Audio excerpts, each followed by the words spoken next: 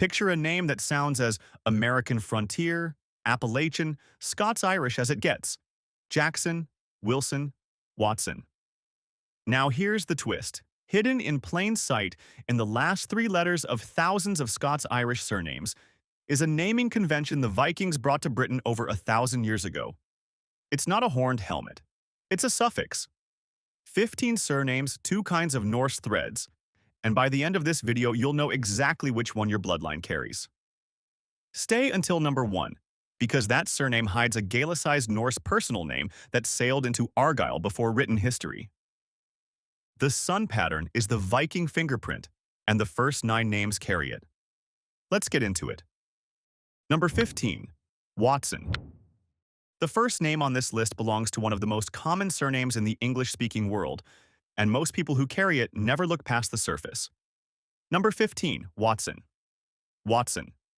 From son of Wat, and Wat is the medieval short form of Walter. Walter itself traces back to Germanic roots, not Old Norse, but the sun shell that wraps around it mirrors the Scandinavian patronymic system that embedded itself in northern Britain.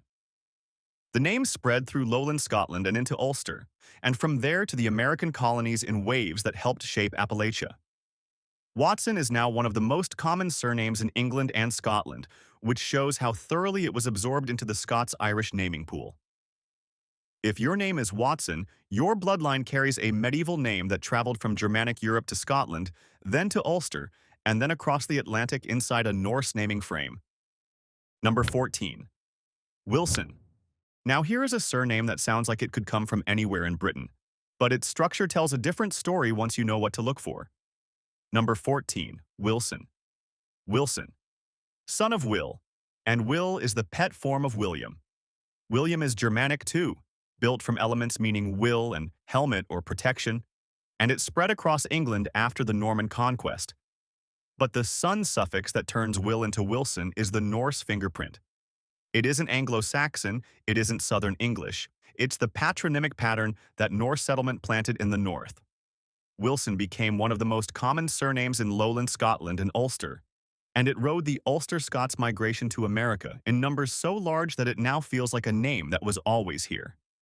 If your name is Wilson, your bloodline carries one of the most widespread Norse-structured names ever to leave Scotland. Number 13. Thomson. This next entry hides something that most people never notice because a biblical root inside a Viking grammatical shell is easy to miss if you aren't looking for it. Number 13. Thomson. Thomson. Son of Tom, from Thomas. Thomas traces back to the Aramaic word for twin, and it entered Britain through Christian tradition and Latin church records. There's nothing Norse about Thomas, but the son ending that turns Tom into Thomson is the Scandinavian patronymic template, applied to a biblical name the same way it was applied to Germanic names. This is the power of the pattern. It didn't care where the base name came from. It only cared that the name belonged to a father, and that his son would carry the mark. By the time hereditary surnames were fixing themselves in Scotland and the north of England, the son model was a flexible frame that could wrap around almost any male-given name. If your name is Thomson, your bloodline carries a biblical name that was locked into a Norse grammatical structure. Number 12. Sutherland. The name coming up doesn't follow the sun pattern at all, and that's the point. Number 12. Sutherland. Sutherland. From the Old Norse Suderland, meaning southern land. The Norse settlers in Orkney looked south at the Scottish mainland and named what they saw. The region became the county of Sutherland, and the clan that took its name from that territory became Clan Sutherland. This isn't a patronymic. It isn't son of anything. It's a territorial name given by Vikings to a landscape. If your name is Sutherland, your bloodline is tied to a region that was named from a Norse perspective before the Kingdom of Scotland fully controlled the far north. Number 11. Henderson. Here is a surname that takes a Scottish dialect form of a European name and locks it inside the same Norse patronymic frame. Number 11. Henderson.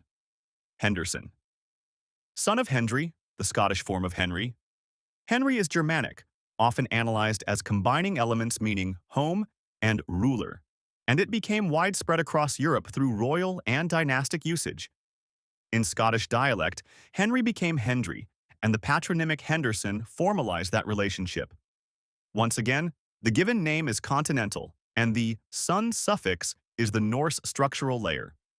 If your name is Henderson, your bloodline carries a Scottish dialect name that was wrapped in a Scandinavian patronymic shell.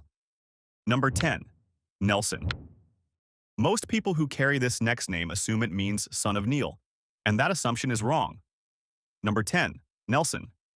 Nelson. Son of Nell, not Neil. Nell functions as a pet form or diminutive, often linked to Cornelius or other Latin root names. The surname appears across English, Scottish, Irish, and Scandinavian contexts, which shows how widely the patronymic pattern overlapped. The son ending aligns with Scandinavian naming conventions, but the base name Nell isn't Old Norse.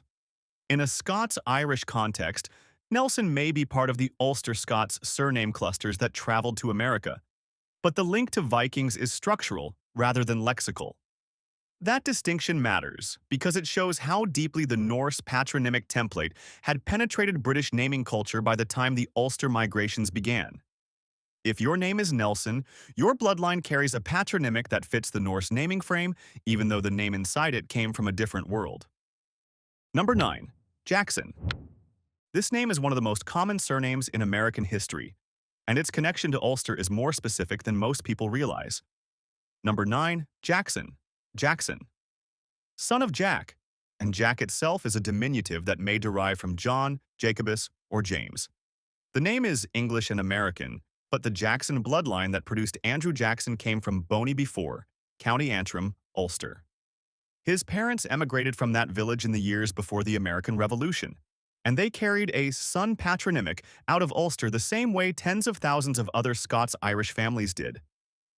Jackson's father died before he was born, leaving his mother to raise him in the Carolina backcountry.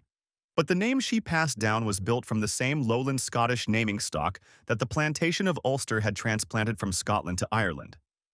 The name Jackson doesn't need to be Old Norse to carry the Norse structural thread. The sun suffix is the thread. If your name is Jackson, your bloodline may carry the same Norse-structured patronymic that an American president's family carried out of County Antrim. Number 8. Kerr. Now we leave the sun pattern entirely and return to Old Norse vocabulary itself. Number 8. Kerr. Kerr. This name likely comes from the Old Norse kjar, meaning marsh or wet ground. This is part of the Norse-influenced vocabulary layer that remains in the Scottish borders. Clan Kerr is tied to the border region between Scotland and England, an area where Norse linguistic influence mixed with Anglo-Saxon and Celtic strands. The Scottish borders were also the heartland of the Border Reivers, the raiding families who operated across the Anglo-Scottish frontier for centuries, and their world was shaped by every linguistic layer that had ever touched the region. The etymology isn't as clean as Sutherland, but the scholarly consensus points toward a Norse root for this name. If your name is Kerr, your bloodline may carry a word the Vikings used to describe the landscape of the Scottish borders. Number 7. Robertson. Here is one of the most common names in Scotland and Northern England, and its structure follows the same rule we have seen again and again. Number 7. Robertson. Robertson. Son of Robert. Robert is Germanic, built from elements meaning fame and bright, and it spread across Europe under Frankish and Norman influence. The formation of Robertson from Robert is better explained through Norman and later English-Scottish cultural contact than through direct Scandinavian settlers.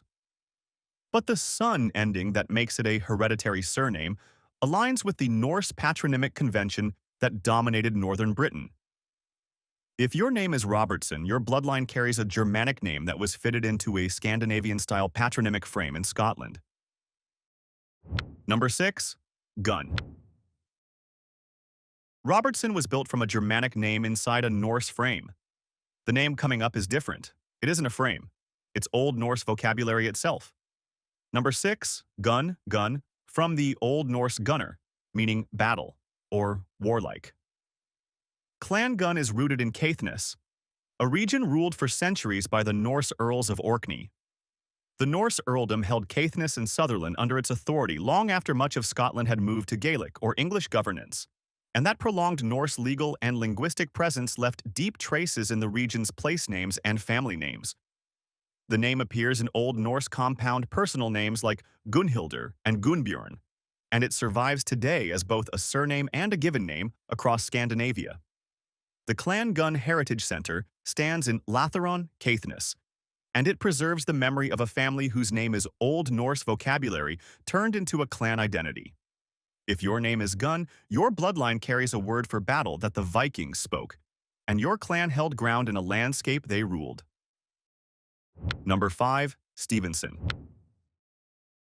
After a name that means battle, we return to the quieter rhythm of the patronymic pattern, but this entry carries a root from the ancient world. Number 5. Stevenson. Stevenson. Son of Stephen, and Stephen comes from the Greek Stephanos, meaning crown or garland. The name entered English through Latin and Christian tradition, which makes Stevenson another example of a non-Norse root folded into a Norse-style sun shell. The first historical record of the surname dates from pre-10th century England, and it can also arise as a place name from Stephenstone in Devon. If your name is Stevenson, your bloodline carries a Greek name that was folded into a Scandinavian patronymic frame centuries before it ever reached America. Number 4. Anderson. The next entry is so common in Scotland that it became almost a national surname, and its connection to Scotland's patron saint is part of the reason it spread so far. Number 4. Anderson. Anderson. Son of Andrew, and Andrew derives from the Greek Andreas, meaning manly or brave. Saint Andrew is the patron saint of Scotland, and that religious association drove the name's popularity in Scottish families for centuries.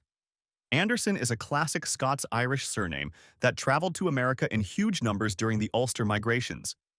It now ranks among the most common surnames in the United States, and that frequency is a direct measure of how many Scots-Irish families carried it across the Atlantic. Once again, the son ending is the Norse structural element, while Andrew is Greek and Christian. If your name is Anderson, your bloodline carries Scotland's patron saint inside a Scandinavian patronymic shell. Number 3. Sinclair. The top 3 names are coming, and the next one breaks the rules entirely. This is the most complicated name on the list because its Norse connection isn't about what the name means in Old Norse. It's about who ruled under Norse law. Number 3. Sinclair. Sinclair. From St. Clair sur Epte in Normandy. The name itself is Norman French, not Old Norse. But the Sinclair Earls of Caithness ruled the northernmost territory of mainland Scotland under Norse law until 1468, when the islands were pledged to Scotland. This is a historical and territorial Norse connection, not an etymological one. The Sinclairs became the hereditary Grand Masters of Scottish Freemasonry, and their title was confirmed in 1736. Their territory at Rosslyn in Midlothian is famous for its chapel and its elaborate stone carvings. But the Norse thread here is about jurisdiction and geography, not language. If your name is Sinclair, your bloodline carries a Norman name that became the title of rulers who governed under Norse law in the far north of Scotland. Number 2. MacIvor. The name coming up is Gaelic on the surface, but it hides a Viking personal name inside the Mac structure, and that makes it one of the cleanest Norse connections on this list. Number 2. MacIvor. MacIvor. From Mac Eomhair, meaning son of Ivar. Ivar is a Norse personal name, the same name that appears in Viking history across Scandinavia and the British Isles. This is the Gaelicized Norse personal name pattern, rooted in Argyll's Highland Norse contact zone, where Gaelic and Norse naming traditions overlapped for centuries. MacIvor isn't a son name, but it's still a patronymic, and the father it names is a Viking. If your name is MacIvor, your bloodline literally carries the name of a Norseman inside a Gaelic grammatical frame. Number 1. Osmond. The final name is the most uncertain on this list, and it's important to end with the same honesty we have used throughout. Number 1. Osmond. Osmond. From the Old Norse personal name Asmundr, a name that occasionally survived as a border surname. The connection here is less pinned down than the others. Some surname scholarship points toward Scandinavian settlement influence in the borders, but the exact origin isn't as cleanly documented as MacIvor or Gunn. This is the kind of entry where the tradition points toward a Norse root, but the evidence is thinner. Real history isn't always neat. Some Viking root stories are crystal clear, and others are foggy, coastal, and half-lost, exactly like the era itself. If your name is Osmond, your bloodline may carry an Old Norse personal name that survived at the edge of the Scottish borders. By the time the Ulster Scots carried these names to the American colonies, the Viking thread inside them had already survived centuries of mixing, anglicization, and migration. The sun names aren't Old Norse vocabulary. They're Old Norse grammar applied to English and Scottish given names. The direct names like Sutherland, Gunn, and MacIvor are different. They're Old Norse words or personal names that entered the naming pool directly. Both kinds traveled the same route, from northern Britain to Ulster, and then to America. The Watsons, Wilsons, and Jacksons who settled the Appalachian frontier didn't think of themselves as carrying Viking naming conventions, and the Sutherlands and Gunns who built farms in the Carolina backcountry didn't announce their Norse lexical roots. But the names they carried were still telling the story, hidden in plain sight, waiting for someone to read them. And most of the families who carry them today have no idea what those names were telling the world about their ancestors. A Viking-linked surname doesn't make you more Norse than Scots-Irish. This is naming history, not a DNA verdict. Drop your surname in the comments, and if you know it, tell us the county in Ulster or the region in Scotland your family came from. If you want a part 2, we can dig into Border Reiver surnames next, or the Ulster Plantation itself. Those stories deserve to be heard. If you made it to the end of this video, subscribe to Bloodline Archives. Every week we uncover the history hidden inside the names people carry without knowing what they mean. The next video is already waiting for you.